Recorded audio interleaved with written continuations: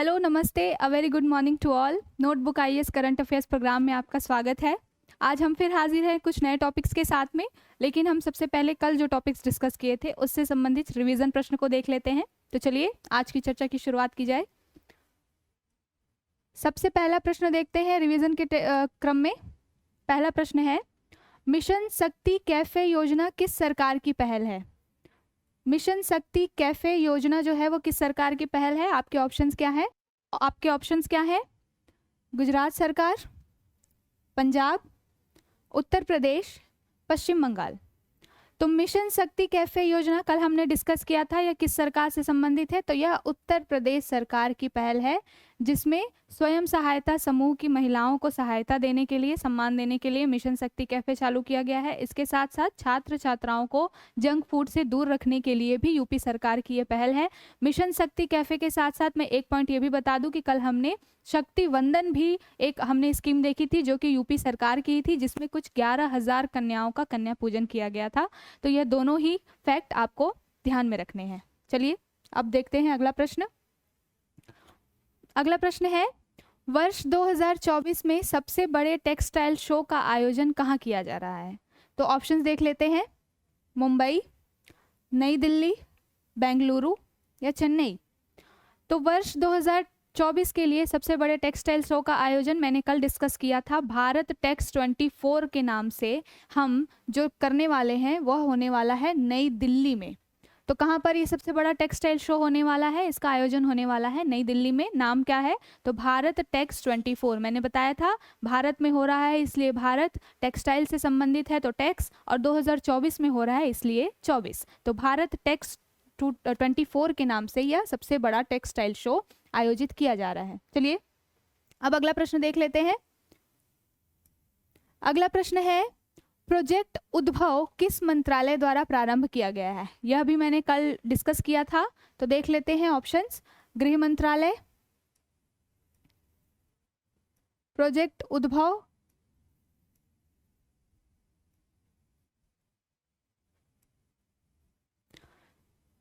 अगला प्रश्न है, प्रोजेक्ट उद्भव किस मंत्रालय द्वारा प्रारंभ किया जा रहा है? तो कल मैंने डिस्कस किया था प्रोजेक्ट उद्भव के बारे में।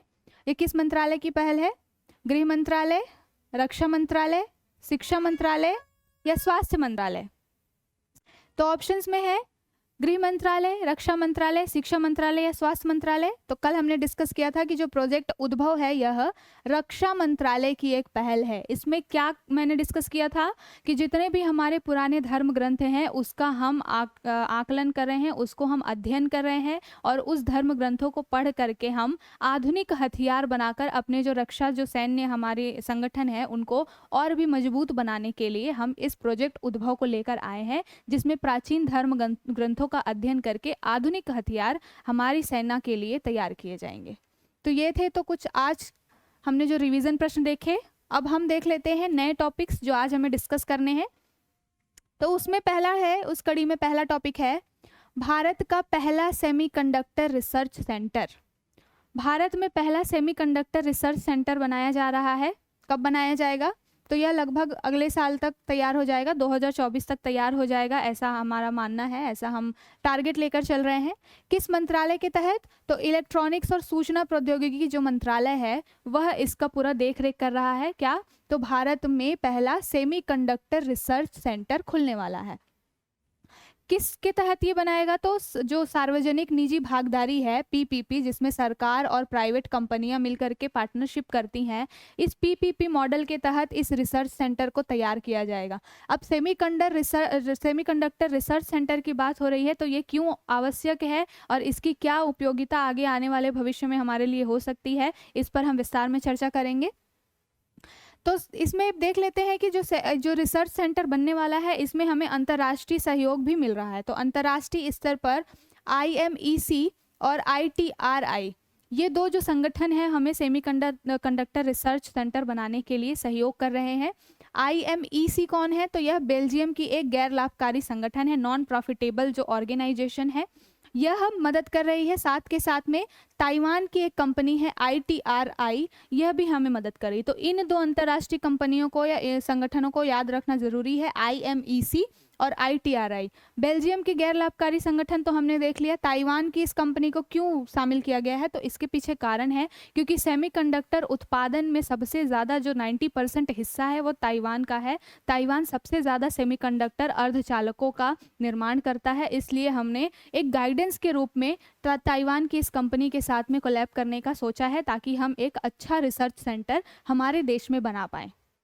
देखते हैं, मैंने बताया कि 2024 में ये बनने वाला है, रिसर्च सेंटर है। तो इस रिसर्च सेंटर में उन्नत शोधकर्ताओं को शामिल किया जाएगा। इसके लिए एक समिति बनाई गई है जिसमें उद्योग और शिक्षा जगत के कुछ विद्वानों को रखा गया है, जो कि इंडस्ट्री के लेवल पे भी हमें अपनी अनुभवों के हिसाब से बताएंगे कि क्या सही रहेगा, और शिक्षा के माध्यम से जो विशेषज्ञ और वैज्ञानिक होंगे वो ज़्यादा से ज़्यादा नॉलेज है उनके पास में, तो वो हमें एक बेहतर रिसर्च सेंटर बनाने में मदद कर सकते हैं। तो जो R&D है उसमें उद्योग जगत और शिक्षा जगत दोनों को शामिल किया गया है इस समिति में।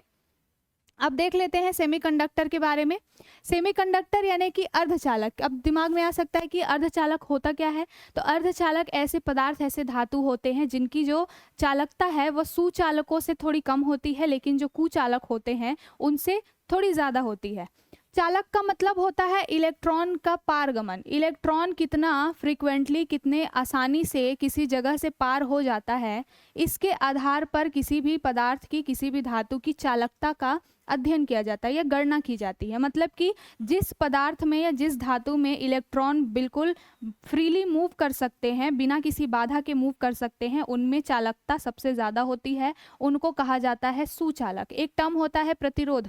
प्रतिरोध जो होता है वो इलेक्ट्रॉन के आवागमन में या पारगमन में बाधा उत्पन्न करता है, लेकिन सुचालक जो तत्व या धातु होते हैं, पदार्थ होते हैं, उनमें इलेक्ट्रॉन का फ्लो बिना किसी बाधा, बिना किसी प्रतिरोध के होता है। सबसे ज़्यादा इसमें इलेक्ट्रॉन और करंट का जो है वो फ्लो होता है, तो उसे कहते हैं सुचालक। और कुचालक ऐसे पदार्थ होते हैं जिनमें इलेक्ट्रॉन का फ्लो बिल्कुल भी नहीं होता। एग्जाम्पल के रूप में समझ सकते हैं कि जो सुचालक में आता है लोहा, लोहे में सबसे ज़्यादा चालकता होती है, और इससे ये भी पता चलता है कि लोहे की किसी वस्तु को अगर करंट से लग जाए तो हमें बहुत तेज झटका लगता है, मतलब उसमें इलेक्ट्रॉन का फ्लो हो रहा है। लेकिन कुचालक में आता है, कुचालक में क्या आता है, कांच या फिर लकड़ी, जिसमें इलेक्ट्रॉन का फ्लो सही से नहीं हो पा रहा है, मतलब कि उसमें चालकता नहीं है, कुचालक है, मतलब कि धारा का प्रवाह इसमें नहीं हो रहा है। जैसे कि कांच हुआ या फिर लकड़ी हुआ, अगर लकड़ी को करंट के पास लेके जाएंगे तो अगर करंट लगने की संभावना तो है नहीं। अगर लकड़ी गीली है तो करंट लग सकता है, पर अगर लकड़ी बिल्कुल सूखी हुई है तो किसी भी तरीके का करंट नहीं लगेगा। तो जो अर्धचालक होता है, इन यही सुचालक और कुचालक के बीच का एक तत्व या पदार्थ होता है, जिसमें जो चालकता है यानी कि इलेक्ट्रॉन का फ्लो है वो सुचालक से कम गति से होता है, लेकिन कुचालक से ज़्यादा होता है, तो इसे कहते हैं अर्धचालक। यहाँ पे हमने साइंस का ये टर्म समझ लिया ताकि अच्छे से आपको क्लियरिटी भी मिल जाए। अब देखते हैं कि अर्धचालक के दो प्रकार होते हैं, एक होता है शुद्ध अथवा निज अर्धचालक या अर्धचालक, और दूसरा होता है अशुद्ध अथवा बाह्य अर्धचालक। मतलब जिन अर्धचालकों पदार्थों में कोई भी अशुद्धता नहीं होती, उसको शुद्ध, बाहर से कोई तत्व नहीं मिलाया गया, पर कुछ ऐसे तत्व होते हैं जिनमें बाहर से अशुद्धता मिला करके उन्हें अर्धचालक बनाया जाता है, तो ऐसे तत्वों को कहा जाता है अशुद्ध अर्धचालक। ये हमने साइंस के दृष्टि से एक कॉन्सेप्ट क्लियरिटी के लिए इतने को समझ लिया। अब हम अपने फैक्ट की दृष्टि से देखते हैं कि भारत में सेमीकंडक्टर मिशन चलाया जा रहा है। सेमीकंडक्टर हमारे लिए इतना महत्वपूर्ण क्यों है और हम इस पे इतना प्रयास क्यों कर रहे हैं, वो इसलिए कर रहे हैं कि जो सेमीकंडक्टर है, हमारे यहाँ जितनी भी इलेक्ट्रॉनिक गैजेट्स बनती हैं, जितने भी चिप्स हैं, मोबाइल है, इलेक्ट्रॉनिक जितने भी आप सामान देख रहे हैं, इवन सुई से लेकर के, सुई तो नहीं पर हवाई जहाज़ तक की चीज़ें जितनी भी हैं, उसमें इन अर्धचालकों का प्रयोग हो रहा है। एक कहावत के तौर पे मैंने ले लिया कि सुई से लेकर अगर हवाई जहाज़ तक कोई चीज़ बनाई जा रही है तो उनमें इन अर्धचालकों का प्रयोग हो रहा है। तो अर्धचालक हमारे लिए बहुत ही इम्पॉर्टेंट है। और दूसरी ये भी बात है कि भारत जो है वो 90% अर्धचालकों का आयात कर रहा है। मतलब हम अपने देश में अगर हम इलेक्ट्रॉनिक्स गैजेट्स बनाना चाहें तो हम दूसरे देशों पर निर्भर हैं। इसलिए हम चाहते हैं कि इस क्षेत्र में आत्मनिर्भरता बनाने के लिए हम अपने यहाँ एक रिसर्च सेंटर खोलें, अर्धचालक अर्धचालक में, ताकि हम आत्मनिर्भर बन सके और हम अपने लेवल पे अपने यहाँ पर भी अर्धचालक से संबंधित सेमीकंडक्टर चिप्स हो गए, इलेक्ट्रॉनिक गैजेट्स हो गए, इन सब का निर्माण कर पाए। तो इसको ध्यान में रखते हुए भारत सरकार ऑलरेडी सेमीकंडक्टर जो मिशन चला रहा है, और लक्ष्य क्या है, तो भारत चाहता है कि हम सेमीकंडक्टर हब बन जाए। मतलब अब तक हम आयात कर रहे हैं, हम ऐसे एक हब बन जाए कि हम दूसरे देशों को निर्यात करें, तो हमारी अर्थव्यवस्था को भी फायदा होगा और हमारे जो निजी घरेलू उद्योग हैं उनको भी फायदा होगा। अच्छा, इस योजना के तहत, इस सेमीकंडक्टर मिशन के तहत किस राज्य को हब बनाने की चर्चा चल रही है, तो गुजरात ऐसा राज्य है जिसको सेमीकंडक्टर हब बनाने की बात चल रही है। और यहाँ पर अनेक कंपनियां जो है, विदेशी या फिर निजी कंपनियां यहाँ पर ज़्यादा से ज़्यादा निवेश कर रही हैं, ताकि हम गुजरात को सेमीकंडक्टर हब के रूप में स्थापित कर पाएँ। अर्धचालक से संबंधित एक और महत्वपूर्ण फैक्ट है, वो क्या है कि ब्लूमबर्ग रिपोर्ट आती है, एक अर्धचालकों के बारे में बताने के लिए एक ब्लूमबर्ग रिपोर्ट जो है वो जारी की जाती है। तो रिपोर्ट कौन सी है, इसको ध्यान में रखिएगा। ब्लूमबर्ग रिपोर्ट किससे संबंधित है, तो अर्धचालकों के बारे में बताती है कि सेमीकंडक्टर चिप निर्माता में कौन से देश टॉप पर हैं, कौन से देश कम हैं, कौन से आयातक हैं, कौन से निर्यातक हैं। तो इस ब्लूमबर्ग रिपोर्ट के अनुसार जो सेमीकंडक्टर में शीर्ष है वह कौन है, ताइवान, या फिर ले लीजिए होलिस्टिकली चाइना, क्योंकि जो चाइना है वो ताइवान को अपना एक संप्रभुता तो ताइवान को अभी पूरी तरीके से मिल नहीं पाई है, तो चाइना मानता है कि ताइवान उसका ही हिस्सा है। तो ब्लूमबर्ग रिपोर्ट में मैंने पहले ही बताया था कि लगभग 90% जो उत्पादन है सेमीकंडक्टर का वह कौन करता है, ताइवान करता है। तो शीर्ष पर भी ताइवान, चाइना और फिर दक्षिण कोरिया और यूएसए का नंबर आता है। तो सेमीकंडक्टर चिप के निर्माण में ये टॉप पर रहते हैं। सबसे बड़े सेमीकंडक्टर निर्यातक कौन है, तो निर्यातक भी हैं चाइना, यूएसए, जर्मनी और दक्षिण कोरिया। तो देखा जाए तो निर्यातक की दृष्टि से भी चाइना, यूएसए यानी कि अमेरिका और जर्मनी और दक्षिण कोरिया, ये 4 देश है, और उत्पादन में भी इन्हीं देशों का लगभग नाम रहता है। इनको सीक्वेंस को अच्छे से याद कर लीजिएगा, क्योंकि कई बारी स्टेट पीएससी में या फिर यूपीएससी में भी ऐसे पूछा जाता है कि सबसे बड़ा उत्पादक कौन है, सबसे बड़ा आयातक कौन है। आगे देखते हैं एक और फैक्ट जो कि यूपीपीसीएस आरओ के हिसाब से बहुत ही महत्वपूर्ण हो सकता है, क्योंकि यहाँ पर पूछा जाता है, ऐसे फैक्ट्स पूछे जाते हैं किस फसल की प्रजाति कौन सी है, और इस तरीके के भी पूछ सकते हैं कि सबसे अच्छा सेमीकंडक्टर कौन सा है। कल मैंने डिस्कस किया था कि सबसे अच्छा कॉटन, तो कस्तूरी कॉटन जो मुलायम होता है, बहुत ज़्यादा सफ़ेद होता है। तो इस तरीके के प्रश्न बनते हैं यूपीपीएससी के आरओ में। तो इस दृष्टि से इसको ध्यान में रखना है कि आदर्श सेमीकंडक्टर हाल ही में खोजा गया है। सबसे आदर्श, सबसे अच्छा, उच्च गुणवत्ता का हाल ही में सेमीकंडक्टर खोजा गया है, जिसका नाम क्या है, बोरॉन आर्सेसाइनाइड। तो इस बोरॉन आर्सेसाइनाइड को माना जा रहा है कि ये बहुत ही उच्च गुणवत्ता का सेमीकंडक्टर है, आदर्श सेमीकंडक्टर है। अभी इसे लेटेस्ट खोजा गया है, तो इसके पहले तो अब तक माना जाता है कि जो सिलिकॉन है वो सबसे अच्छा अर्धचालक है। गुणवत्ता की दृष्टि से देखा जाए तो सिलिकॉन को सबसे अच्छा अर्धचालक अब तक माना जाता है। अब हमने एक नया उसका विकल्प ढूंढ लिया है, तो किसे ढूंढा है, बोरॉन आर्सेसाइनाइड को। इस फैक्ट को भी ध्यान में बिल्कुल रखिएगा। भारत की बात करें तो मैंने पहले ही बता दिया कि भारत की स्थिति अभी अर्धचालक के मामले में उतनी सही नहीं है, क्योंकि हम अभी भी 90% जो है अर्धचालक का आयात कर रहे हैं दूसरे देशों से। तो इतने फैक्ट अर्धचालक से संबंधित, इनको ध्यान में रखना ज़रूरी है। बार बार वीडियो देख करके रिवीजन भी करते रहिए, क्योंकि ये सारे बहुत ही इंपॉर्टेंट टॉपिक्स हैं अर्थव्यवस्था की दृष्टि से और आपकी परीक्षा की भी दृष्टि से, तो इनको ध्यान में रखना बहुत ज़रूरी है। अब चलते हैं नेक्स्ट टॉपिक पे, 4th एशियन पैरा गेम्स 2023। अभी हाल ही में 1 महीने पूरे एशियन गेम्स चले थे। अब यहाँ पर एशियन पैरा गेम्स चल रहे हैं। जो दिव्यांगजन होते हैं उनके लिए ये जो एशियन पैरा गेम्स है वह आयोजित किया जाता है। कितने नंबर का है, तो ये 4थे नंबर का है। और 2023 कहाँ पर हो रहा है, तो इसका आयोजन हो रहा है चाइना के हांगझोउ में। वहीं जहाँ पर एशियन गेम्स आयोजित हुए थे उसी स्थान पर एशियन पैरा गेम्स का भी आयोजन हो रहा है। तो देखिए, एक मेहनत आपकी बच गई। आपको ये फैक्ट अलग से ध्यान रखने की जरूरत नहीं है कि एशियन पैरा गेम्स कहाँ हुआ और एशियन गेम्स कहाँ हुआ। दोनों के दोनों एक ही जगह पे हुए हैं। इस साल कहाँ हुए हैं, तो चाइना के हांगझोउ में हुए हैं। अब देखते हैं अगला तो भारत अभी शुरुआत हुई है इसकी, लगभग 1 महीने तक चलेगा। शुरुआत में भारत की क्या स्थिति है, चौथे स्थान पर है। जब ये पूरा गेम खत्म हो जाएगा तो उसके बाद हम बिल्कुल इस टॉपिक की होलिस्टिकली बिल्कुल डिस्कस करेंगे, एक एक पॉइंट एक एक तथ्य पे ध्यान देंगे। फिलहाल अभी शुरुआत हुई है, थोड़ा जानकारी इकट्ठा करना ज़रूरी है, तो इसलिए इसको हम चर्चा कर रहे हैं कि भारत अभी फिलहाल चौथे स्थान पर है और पहले दिन ही हमने कुल 17 पदक जीत लिए हैं, मतलब कि प्रदर्शन हमारा अच्छा रहा है और हम चौथे स्थान पर हैं। सबसे अभी एक इम्पॉर्टेंट है कि पहला मेडल किसने जिताया है, तो ये परीक्षा की दृष्टि से हो सकता है महत्वपूर्ण। तो प्रणव सूरमा जी हैं, इन्होंने पहला मेडल जिताया है भारत को इस एशियन पैरा गेम्स में। और ये किस में आते हैं, तो ये क्लब थ्रो F51 स्पर्धा में इन्होंने गोल्ड जिताया है भारत को। तो पहला पदक एशियन पैरा गेम्स में प्रणव सूरमा को दिया गया। तो प्रणव सूरमा जी का नाम याद रखिएगा, ये क्या क्लब थ्रो F51 स्पर्धा में इन्होंने ये जीता है। और इसलिए भी महत्वपूर्ण है कि उन्होंने एक अपना नया रिकॉर्ड बना दिया है, ओवरऑल एक नया रिकॉर्ड बना दिया है, क्योंकि इन्होंने 30.01 मीटर का थ्रो किया है और गोल्ड जीता है। तो इसलिए एक तो इन्होंने पहला मेडल जीता है, दूसरा एक नया रिकॉर्ड ही बना लिया है, 30.01 मीटर का इन्होंने थ्रो किया है और गोल्ड जीता है। इसलिए प्रणव सूरमा आपके लिए बहुत ही इंपॉर्टेंट हो सकते हैं, तो आप इनको बिल्कुल भूलेंगे नहीं, ध्यान में रखेंगे। अब देखते हैं कि टोक्यो पैरा ओलंपिक में जिनने शानदार प्रदर्शन किया था, अवनी लेखरा जी ने शूटिंग में, यहाँ पर भी उन्होंने अपनी बिल्कुल भागीदारी दिखाई है। एशियन पैरा गेम्स में हमें बिल्कुल हताश निराश नहीं किया है और अवनी लेखरा जी ने भी शूटिंग में जो है कि गोल्ड जीता है। देख लेते हैं, ये प्रश्न बहुत ही पूछा जाता है कि भारत से इस साल कुल कितने लोग या कुल कितने एथलीट शामिल हुए थे। तो भारत से इस साल 303 एथलीट शामिल हो रहे हैं इस एशियन पैरा गेम्स में। पुरुष उसमें से कितने हैं, तो 191 पुरुष हैं और महिलाएं 112।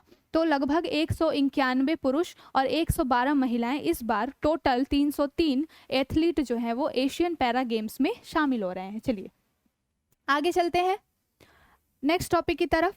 नेक्स्ट टॉपिक है सरदार ऑफ स्पिन बिशन सिंह बेदी का निधन। ये नाम भी याद रखना है, सरदार ऑफ स्पिन कौन है, तो बिशन सिंह बेदी। इतना हाईलाइटेड, बहुत ही चर्चित ये व्यक्ति हैं। अभी देखेंगे कि कौन है ये।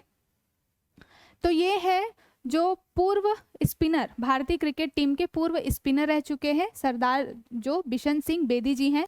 अपने करियर की शुरुआत इन्होंने कहाँ से की थी, तो 1967 से 1979 के बीच इन्होंने अपने करियर की मतलब भारतीय टीम में अपना योगदान दिया था, अच्छा प्रदर्शन किया था। लगभग 77 वर्ष की उम्र में हाल ही में इनका निधन हो गया है, इसलिए चर्चित व्यक्तियों के तौर पर बिशन सिंह बेदी हमारे लिए महत्वपूर्ण हो जाते हैं।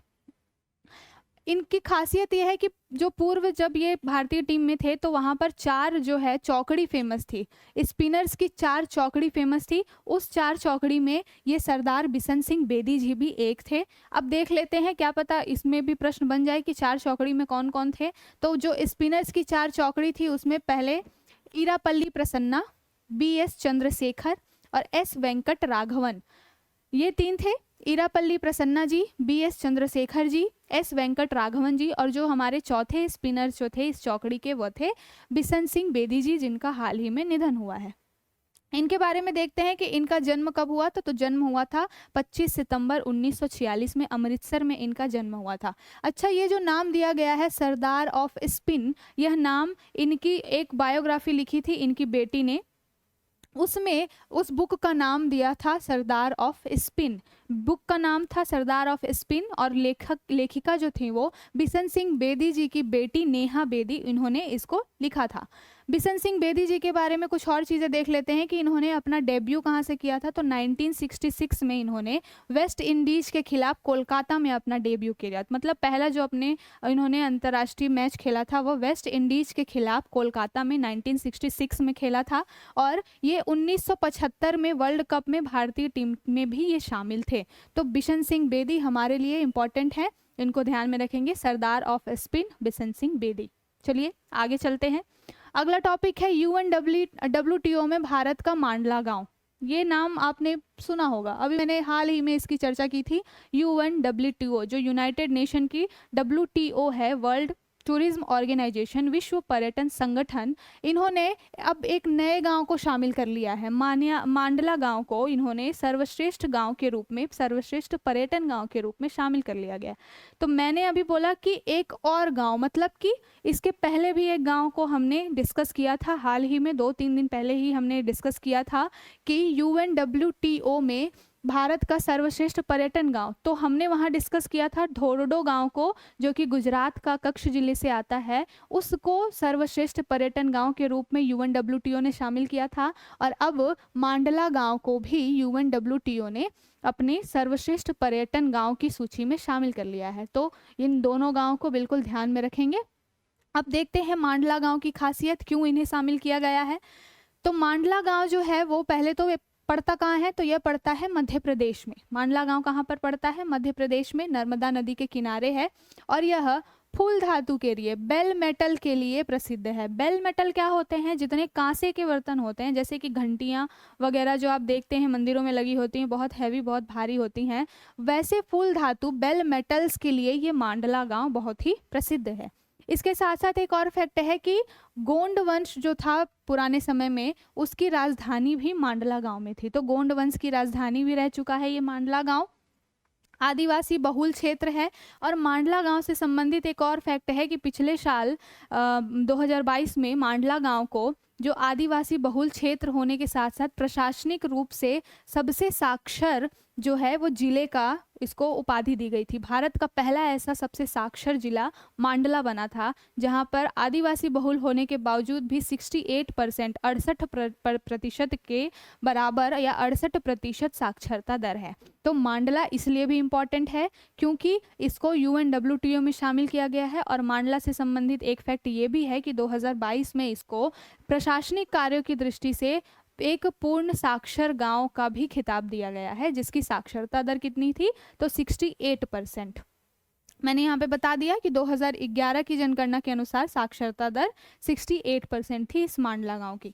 अब देखते हैं, हमने यहाँ पर बात की थी बेल मेटल की, तो ये दिमाग में आ सकता है कि बेल मेटल क्या होता है। और केमिस्ट्री जो रसायन से संबंधित जो हमारे क्वेश्चन आते हैं उसमें ये पूछा भी जाता है अयस्कों के बारे में, किसमें कितनी मात्रा, कितना अनुपात। तो इसलिए भी मैं यहाँ पर इसको चर्चा कर रही हूँ कि जो बेल मेटल होता है, जो ये फूल धातु होता है, ये कठोर मिश्र धातु है। मैंने बताया पहले ही कि जो घंटियां वगैरह जो हैवी, जो बहुत ही भारी, बहुत ही कठोर जो मिश्र धातुएं होती हैं। मिश्र धातु कहने का मतलब है कि यह केवल एक धातु से नहीं मिला है, इसमें बहुत सारे धातुओं को मिला करके ये बेल मेटल तैयार किया गया है। तो सबसे मुख्य रूप से किनको किनको शामिल किया जाता है इसको बनाने में, तो तांबा और टिन, जो तांबा धातु और टिन है, इसको मिला करके ये बेल मेटल यानी कि फूल धातु बनाया जाता है। तांबा कितने अनुपात में, तो 4:1 के अनुपात में, मतलब 4 ग्राम अगर तांबा तो 1 ग्राम टिन को मिला करके इस कठोर मिश्र धातु बेल मेटल या फूल धातु को बनाया जाता है। अन्य अयस्क इसमें कौन से शामिल किए जाते हैं, तो टिन, कॉपर, लोहा यानी कि फेरस सल्फाइड, इन सबको भी शामिल करके इस मिश्र धातु को बनाया जाता है। तो हमने क्या क्या डिस्कस किया, UNWTO में मांडला गांव को सर्वश्रेष्ठ पर्यटन गांव मिला है। इसके पहले धोरडो गांव को मिला था गुजरात के, अब मांडला को मिला है। क्यों प्रसिद्ध है मांडला, तो फूल धातु के लिए प्रसिद्ध है, गोंड वंश की यह राजधानी रह चुका है, आदिवासी बहुल क्षेत्र होने के साथ साथ प्रशासनिक कार्य की दृष्टि से 68% साक्षरता के साथ इसको संपूर्ण या पूर्ण साक्षर जिले का खिताब दिया जा चुका है। अब देखते हैं, थोड़ा सा और जान लेते हैं मांडला के बारे में। मांडला के पास में एक चीज़ और है कि मांडला के पास में ही जो हमारा पन्ना टाइगर रिजर्व जो है MP का, वो भी पड़ता है। तो एक ये भी फैक्ट याद रखेंगे, पन्ना टाइगर रिजर्व। अब मैं आपको एज अ एक होमवर्क दे रही हूँ कि आप इसको पन्ना टाइगर रिजर्व को जा करके उसको, उसकी लोकेशन और वो किस लिए प्रसिद्ध है इसके बारे में आप देखेंगे। तो एक आपका एक और फैक्ट तैयार हो जाएगा पन्ना टाइगर रिजर्व के बारे में। अगला देखते हैं, अबू धाबी मास्टर्स 2023 बैडमिंटन महिला एकल खिताब किसको मिला है, देखते हैं कहाँ पर है। तो पहले तो देख ले कि अबू धाबी में हुआ है और कौन सा है, तो ये बैडमिंटन का संबंधित एक खिताब है। और कौन सा खिताब है, तो एक महिला ने इसको जीता है। देखते हैं कि किसने जीता है इसको। तो अबू धाबी में जो ये मास्टर्स बैडमिंटन प्रतियोगिता हुई थी, UAE अबू धाबी में इसको आयोजित किया गया था, इसमें भारत की उन्नति हुड्डा ने गोल्ड जीता है। भारत की उन्नति हुड्डा ने इस अबू धाबी मास्टर बैडमिंटन जो एकल जो प्रतियोगिता थी उसमें गोल्ड जीता है। सबसे खास बात है कि यह केवल 16 वर्ष की हैं। इन्होंने 15 वर्ष की उम्र में अपना जो है पहला मेडल जीत लिया था, अंतर्राष्ट्रीय मेडल। और अब जो इन्होंने ये जो अबू धाबी मास्टर जीता है यह इनका दूसरा अंतर्राष्ट्रीय मेडल है। तो 16 वर्ष की उन्नति हुड्डा जो है ये अबू धाबी मास्टर्स जो है महिला एकल की विजेता है, बैडमिंटन चैंपियनशिप की विजेता है। हराया किसको है इन्होंने? तो हराया है इन्होंने सामिया इमाद फारूकी को इन्होंने हराया है। मैंने पहले बताया कि ये उन्नति का दूसरा जो है वो बैडमिंटन खिताब है। तो इसके पहले भी इन्होंने एक जीता था पिछले साल, कहाँ पर? तो ओडिशा ओपन टूर्नामेंट में इन्होंने जीत हासिल की थी और यह सबसे कम उम्र की बैडमिंटन स्पर्धा जीतने वाली खिलाड़ी भी बन गई थी। तो एक ये भी इतिहास इन्होंने रचा था पिछले साल ही ओडिशा में, और अब उन्होंने दूसरा इतिहास रचा है अबू धाबी मास्टर्स में। केवल 16 वर्ष की हैं, नाम याद रखेंगे, उन्नति हुड्डा। अब देख लेते हैं BWF के बारे में, जो बैडमिंटन जो हमारा वर्ल्ड फेडरेशन है उसके बारे में देख लेते हैं। तो बैडमिंटन वर्ल्ड फेडरेशन जो है ये बैडमिंटन का शासी निकाय है, बैडमिंटन की प्रतियोगिताओं को ये आयोजित करता है। और यह मैंने एक बार डिस्कस किया था अंतर्राष्ट्रीय ओलंपिक कमेटी के बारे में, तो उस अंतर्राष्ट्रीय ओलंपिक कमेटी के द्वारा इसको मान्यता भी मिली हुई है। तो जो बैडमिंटन वर्ल्ड फेडरेशन है वो क्या करता है? बैडमिंटन से संबंधित हमारे यहाँ प्रतियोगिताएं, हमारे यहाँ या नेशनल इंटरनेशनल लेवल पे प्रतियोगिताएं आयोजित करवाता है। स्थापना कब हुई थी इसकी? तो स्थापना हुई थी 1934 में। कहाँ? तो Canada, Denmark, England, France, Ireland जैसे अन्य कई देश थे जिन्होंने मिल करके इस बैडमिंटन वर्ल्ड फेडरेशन की स्थापना की थी। कब की थी? तो 1934 में की थी। बैडमिंटन संबंधी शब्दावलियाँ देखिए, बैडमिंटन, क्रिकेट और टेनिस, इन सब से संबंधित शब्दावलियाँ भी कई बार वनडे एग्जाम्स में पूछी जा चुकी हैं। तो हम बैडमिंटन से संबंधित कई जो शब्दावलियाँ हैं उनको भी देख लेते हैं एक सरसरी निगाह से, ताकि अगर परीक्षा में आए तो हम एलिमिनेट कर सकें। तो smash, shot, love, half court, sore, put away और एस, इस तरीके के जो शब्दावलियों का प्रयोग बैडमिंटन के खेल में किया जाता है। तो अगर आपकी जिज्ञासा और बढ़े तो आप जाके इन सब को रिसर्च भी कर सकते हैं, लेकिन फिलहाल आपके लिए इतना जानना काफ़ी होगा कि कौन कौन सी शब्दावलियाँ किस खेल से संबंधित हैं। तो बैडमिंटन से संबंधित है smash shot, love, half court shot, put away, ऐश। इसके साथ साथ अन्य भी कई हैं, यहाँ पर हमने 5 की चर्चा की। चलिए अब चलते हैं हमारे अगले टॉपिक की तरफ। अगला टॉपिक क्या है? दुर्गा भारत सम्मान। नवरात्रि के दिन, दशहरा खत्म, नवरात्रि खत्म, दुर्गा भारत सम्मान को कैसे छोड़ सकते हैं? तो दुर्गा भारत सम्मान के बारे में भी चर्चा कर लेते हैं। किसे दिया गया है पहले ये देखते हैं। तो ये दिया गया है हिंदुस्तानी शास्त्रीय गायक जो हैं अजय चक्रवर्ती, इनको इस साल दुर्गा भारत सम्मान दिया गया है। किसके द्वारा दिया गया है? तो पश्चिम बंगाल के जो राज्यपाल जी हैं उनके द्वारा ये प्रदान किया गया है। राज्यपाल जी का नाम क्या है? तो CV आनंद बोस, जो पश्चिम बंगाल के राज्यपाल हैं CV आनंद बोस, उनके द्वारा इसको दिया गया है। इसके पहले कल मैंने 2 राज्यों के राज्यपाल के बारे में चर्चा की थी, यूपी की राज्यपाल आनंदीबेन पटेल जी और असम के राज्यपाल गुलाब चंद कटारिया जी। अब ये तीसरे राज्यपाल मैं डिस्कस कर रही हूँ, CV आनंद बोस जी। कहाँ के हैं? तो वेस्ट बंगाल के हैं, और इन्होंने दुर्गा भारत सम्मान प्रदान किया है। किसे दिया है? तो हिंदुस्तानी शास्त्रीय गायक और संगीतकार जो है पंडित अजय चक्रवर्ती को। लेकिन ये एक व्यक्ति नहीं है जिनको ये मिला है, इनके साथ साथ अन्य 3 लोगों को भी मिला है। जो ये दुर्गा भारत सम्मान पुरस्कार है, यह मनोरंजन के क्षेत्र में, शिक्षा के क्षेत्र में, अनुसंधान के क्षेत्र में जो उत्कृष्ट काम करते हैं उन्हें दिया जाता है। तो मनोरंजन या फिर शास्त्रीय संगीत के क्षेत्र में किसे दिया गया है? पंडित अजय चक्रवर्ती को। इनके पहले जो garden rich garden rich ship builders and engineers हैं और इसरो को ये सम्मान दिया गया है। तो garden rich ship builders and engineers और इसरो को दुर्गा भारत सम्मान दिया जा चुका है। इसरो को क्यों दिया गया है? तो चंद्रयान मिशन का हमने सफल परीक्षण किया है, तो इस उत्कृष्ट काम के लिए इनको इसरो को भी दिया गया है, garden rich ship builders and engineers को भी दिया गया है और अजय चक्रवर्ती को भी ये दिया गया है। इसके साथ साथ मैंने बताया कि यह शिक्षा, अनुसंधान, मनोरंजन सब क्षेत्र में दिया जाता है। तो शिक्षा के क्षेत्र में किसे दिया गया है? शिक्षा के क्षेत्र में केंद्रीय विश्वविद्यालय विश्व भारती, बहुत ही फेमस संगठन है, इनको इस साल दुर्गा भारत सम्मान दिया गया है। तो मैंने पहले बताया कि केवल एक को नहीं, 4 लोगों को ये दिया गया है अलग अलग क्षेत्र में। हिंदुस्तानी शास्त्रीय क्षेत्र में अजय चक्रवर्ती जी को दिया गया है, उसके बाद में दिया गया है इसरो को, गार्डन रिच शिप बिल्डर्स को, और जो शिक्षा के क्षेत्र में दिया गया है वह दिया गया है विश्व भारती जो केंद्रीय विश्वविद्यालय है उसे। चलिए आज के लिए इतना ही, कल हम फिर मिलेंगे कुछ नए टॉपिक्स के साथ में। अगर आपको हमारी ये मुहिम अच्छी लगी है तो हमारे notebook IAS education for all channel को लाइक करें, शेयर करें ज़्यादा से ज़्यादा और सब्सक्राइब करें, और हमेशा हमारे साथ बने रहें ताकि हम आपकी परीक्षा में, आपकी सफलता में एक योगदान के रूप में आपकी सहायता कर सकें। धन्यवाद।